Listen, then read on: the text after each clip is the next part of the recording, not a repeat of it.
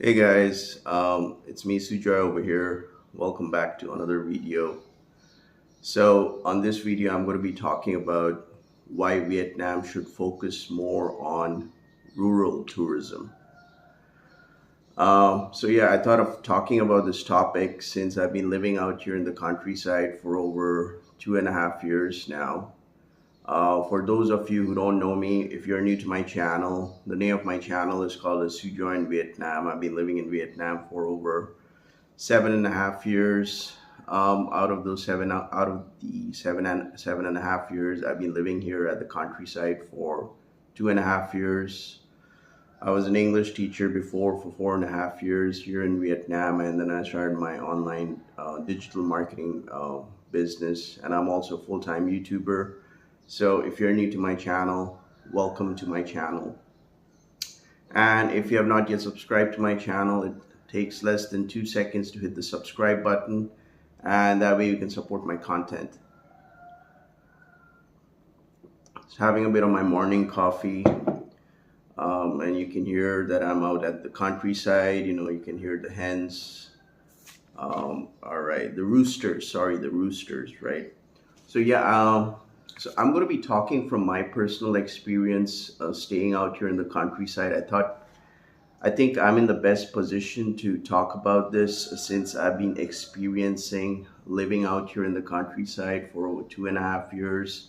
I'm basically staying out here at Long An, which is, I think, around 45 minutes to 50 minutes by motorbike to Ho Chi Minh City, right? So I'm right now at the outskirts. So this is pretty much the countryside. So let's talk about the tourism sector, right? I think I can see a huge potential, which I think the Vietnam tourism industry should focus on for 2025 and also for 2026, right? So let's look at the number of international tourists um, in 2024 for Vietnam. I think it was around 17.5 million, and it's expected that the tourism industry here in Vietnam for 2025 to reach a target of I think 23 million. Yeah. So that is the estimated target right now. So as I'm staying out here in the countryside, I know there are not a lot of many foreigners. I do see some tour like foreign tourist buses. They all go to the Mekong Delta, because where I stay, I do have the road which actually goes to the Mekong Delta. So yeah, and I saw that during the Tet holiday, which was the Vietnamese New Year. A lot of people, they go to the Mekong Delta, and like I have the road which crosses from here, from Long An, which goes to Mekong Delta, right? Right. So I'm going to talk about, let's take, for example, Long An, right? I've been living out here in Long An for 2.5 years. My personal experience is definitely a very clean countryside. It definitely, as an international expat living out here, um, I do enjoy the nature, the clean air, compared to Saigon, where Ho Chi Minh City, where the pollution level is really bad. And there's not much of traffic and congestion, so it's very clean. And of course, I can see a lot of beautiful rice fields, a lot of greenery, like a picture perfect, right? So I'm just going to give you a couple of steps, which I think could be beneficial, like if somebody is watching from the Vietnam tourism sector. So maybe, like from an international expat point of view, I'm just sharing a couple of my points. Let's take, for example, Long An for an example, right? There's so many beautiful coffee shops I see out here, open coffee shops, garden coffee shops, and predominantly they're very empty. They're pretty much empty because I can see there's a lack of tourism. There's a lack of international tourism out here. I don't know about domestic tourism, because I'm talking from an international tourist point of view, from an expat point of view. A lot of beautiful coffee shops out here, but they're pretty much empty. And of course, you have a lot of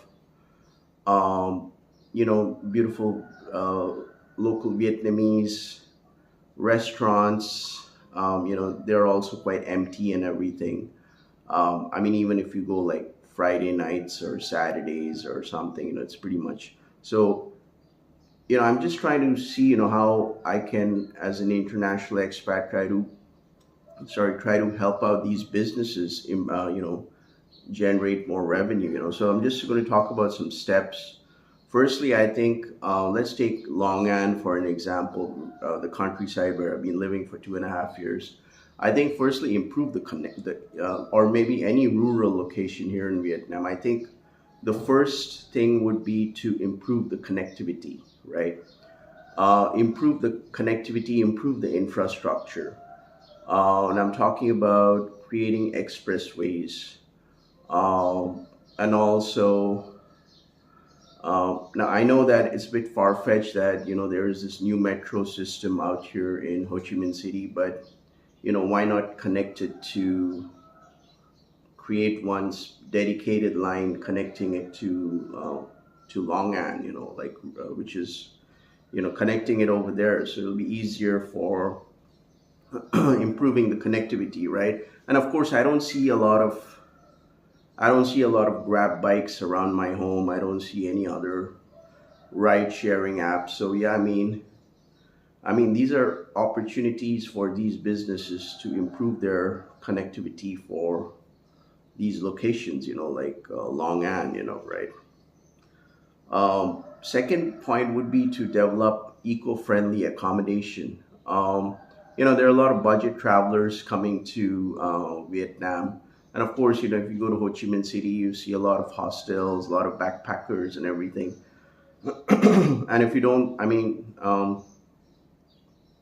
but is like I've lived in a couple of the hostels out here in Saigon, and I've stayed in a couple of hotels and everything, but that's all right. But like prices are going up, right?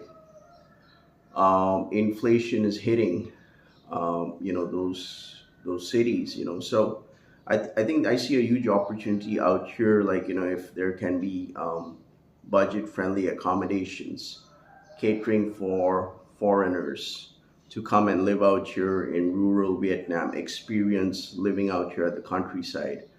Just maybe create some beautiful guest house, eco-friendly guest house, like the huts, like a lot of creativity can go into this, right? So uh, and sustainable, eco-friendly to the environment, having natural water coming from the from the river and all those kind of things, installing a lot of solar panels, for these accommodations, so that absorbing the natural light, because it gets very hot out here in the countryside. So there's a huge potential for solar harvesting, for solar generation out here at the countryside. And which brings me to my next point would be the ecotourism, right? Like I said, provide more clean energy solutions, implementation of solar. They can have a lot of solar plantations out here at the countryside, and of course, waste management. Honestly speaking, where I'm staying out here at the countryside, it's far more cleaner compared to if I go to Saigon. Because Saigon, if I go, it's just completely trash everywhere. I'm not talking about all the locations in Saigon, but predominantly most of the districts in Ho Chi Minh City. You're having a lot of trash overflowing. It's the waste management, I guess, is not being implemented correctly. So, but over here, out here in the countryside, it's pretty much clean. They have waste management, disposable dumpsters, but of course, improve also further the waste management out here in the countryside, right? The fourth point would be, I think, the community engagement. Like I said, I don't see a lot of foreigners out here. Most of the people out here living at the countryside, they're not used to all kinds of foreigners, right? Definitely, you don't have different types of foreigners. I don't see any Indian tourists or anyone over here. I don't see any. It's very rare to find foreigners. Yes, you do have Chinese factories out here, So that's a different story. But like I said, I think there could be a if there could be a implementation of community engagement training for the local people. Like let's say, for example, people living at Long An, right? Who want to set up accommodations for international tourists, or who want to generate more business for their restaurants, coffee shops. If they can undergo some specific type of training where they are used to being more hospitable and more open-minded towards international tourists, and make them feel more comfortable to come out here at the countryside. Because from my personal experience, when I made the big decision to shift out here to the countryside from the city, from Ho Chi Minh City, it was definitely a very big decision of my life. The only reason I took it because I had this beautiful home to rent. But living at the countryside, I had a lot of worries and a lot of concerns at the back of my head, back of my mind. I know my English is getting crap, but it's just that I had a lot of questions. I had a lot of doubts. I had a lot of things like, would it be safe for me to transition from the city to the countryside? Am I going to have a lot of challenges? Yes, I do face a lot of challenges um, still, because a lot of people out here, local people, they're not used to different kinds of foreigners. They don't see foreigners out here, and the people, the mindset is very different out here. People living out here in the countryside compared to Vietnamese people living out in the city, right? So there could be some kind of a community engagement training where they can um, implement these kind of special workshops for them to start being more adjusted to uh, adjusted to foreign tourists who would like to come and stay out here in the countryside and experience the rural Vietnam, which would be good for the tourism industry out here. And of course, Vietnam would get an opportunity to diversify its tourism portfolio, because it doesn't only have to be selected locations in Vietnam, right?